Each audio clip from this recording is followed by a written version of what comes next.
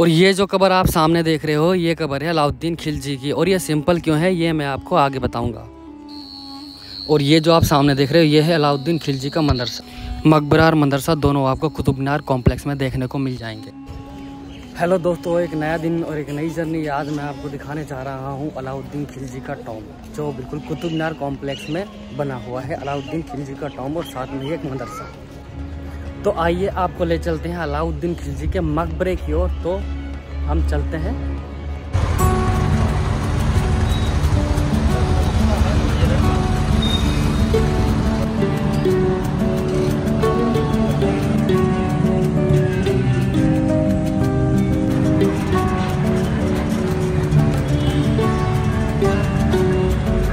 और ये है सामने मेट्रो स्टेशन, इफ्को चौक मेट्रो स्टेशन।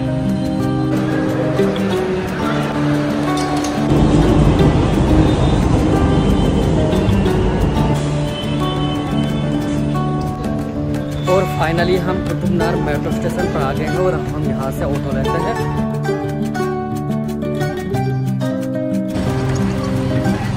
और हम यहाँ से लेते हैं टिकट, जो 35 रुपये का टिकट मिलता है यहाँ से कुतुब मीनार का टिकट।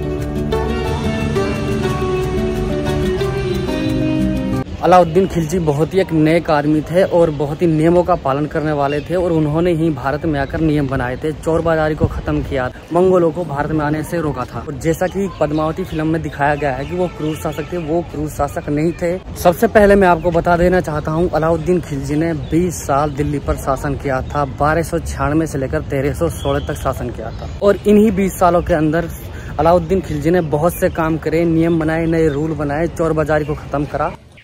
और ये देख रहे हो आप, ये है अलाउद्दीन खिलजी का मदरसा, जो उस वक्त यूनिवर्सिटी हुआ करती थी। दोस्तों, जो है आप सामने देख रहे हो, ये है अलाउद्दीन खिलजी का मकबरा। और सामने है जो ये है अलाउद्दीन खिलजी की कब्र। और ऊपर से मकबरे की छत नहीं है। और जो सामने कब्र देख रहे हो, बिल्कुल सिंपल कब्र है। और ना ही इसके पास ऊपर कोई संगमरमर का पत्थर लगा हुआ है, ना ही कोई लाल बलुआ पत्थर लगा हुआ। बिल्कुल ये कब्र सिंपल है और ऊपर से बिल्कुल चबूतरे की तरह। और आप देख सकते हो कि ये जो मकबरा है, ये ऊपर से बिल्कुल टूटा हुआ है। और इस मकबरे में देख सकते हो ऊपर बिल्कुल छत नहीं है, या थी नहीं, और या उसे तोड़ दिया गया है। अलाउद्दीन खिलजी ने 1296 से लेकर 1316 तक शासन किया था। और अलाउद्दीन खिलजी ने ऐसा शासन किया था, जितने भी सुल्तान आए थे ऐसा शासन कोई भी नहीं कर पाया था। अलाउद्दीन खिलजी ने थोड़े से समय में ही आधे भारत पर कब्जा कर लिया था। उसने उत्तर भारत से लेकर दक्षिण भारत तक अपना शासन फैलाया था। और सबसे बड़ी बात यह है कि अलाउद्दीन खिलजी ने मंगोलों को 6 बार भारत से खदेड़ा था। और उसके बाद मंगोल उसके नाम से कांपते थे। अलाउद्दीन खिलजी ने अपने शासन में कई बदलाव किए थे। अलाउद्दीन खिलजी के पास 4,75,000 की सेना थी। अलाउद्दीन अपने सेना को लूट के माल में से परसेंटेज यानी टके के हिसाब से देता था। उसके बाद अलाउद्दीन ने अपनी सेना को वेतन देना शुरू किया और अपनी सेना पर जगह जगह सूबेदार नियुक्त किए। उसमें भी सूबेदारों ने भ्रष्टाचार करना शुरू कर दिया। जैसे ही एक सूबेदार के पास 30,000 लोगों की सेना थी, तो वो अलाउद्दीन खिलजी से 50,000 लोगों की सेना का वेतन लेता। और इसी भ्रष्टाचार को ख़त्म करने के लिए अलाउद्दीन खिलजी ने हुलिया प्रथा शुरू की। हुलिया प्रथा ये थी कि जैसे कि आज के टाइम में ID कार्ड होता है, अलाउद्दीन खिलजी ने अपने सभी सैनिकों के चित्र वाले ID कार्ड बनवाए। और इसी ID कार्ड यानी हुलिया प्रथा की वजह से भ्रष्टाचार को ख़त्म किया जा सका। और इसके बाद जो प्रथा चलाई थी अलाउद्दीन ने, वो थी घोड़ा छाप प्रथा। घोड़ा छाप प्रथा को इसलिए चला गया था कि घोड़ों में जो भ्रष्टाचार हुआ करता था, मतलब घोड़ों की खरीदारी में जो भ्रष्टाचार हुआ करता था, उस भ्रष्टाचार को ख़त्म करने के लिए घोड़ा छाप प्रथा को चलाया गया था। और घोड़ा छाप प्रथा ये थी कि जो घोड़े होते थे उनके ऊपर एक मुहर लगाई जाती थी। और उनसे ये पता चलता था कि ये अलाउद्दीन खिलजी की जो सल्तनत है उसके घोड़े हैं। और इससे पहले ये हुआ करता था कि जो सूबेदार, जो सेनापति होते थे, वो सस्ते और कमज़ोर घोड़ों को खरीद लेते थे और वो ज़्यादा दिन तक लड़ नहीं पाते थे। और इस वजह से सल्तनत को काफ़ी नुकसान हुआ करता था। अलाउद्दीन खिलजी ने जो चौथा काम किया था, उससे जो नीचे स्तर के लोग थे वो बहुत खुश हुए थे। और वो काम ये था कि जो सूबेदार लोगों को जो पहले राजाओं के द्वारा जो ज़मीन गिफ्ट की गई थी, वो ज़मीन उसने वापस ले ली।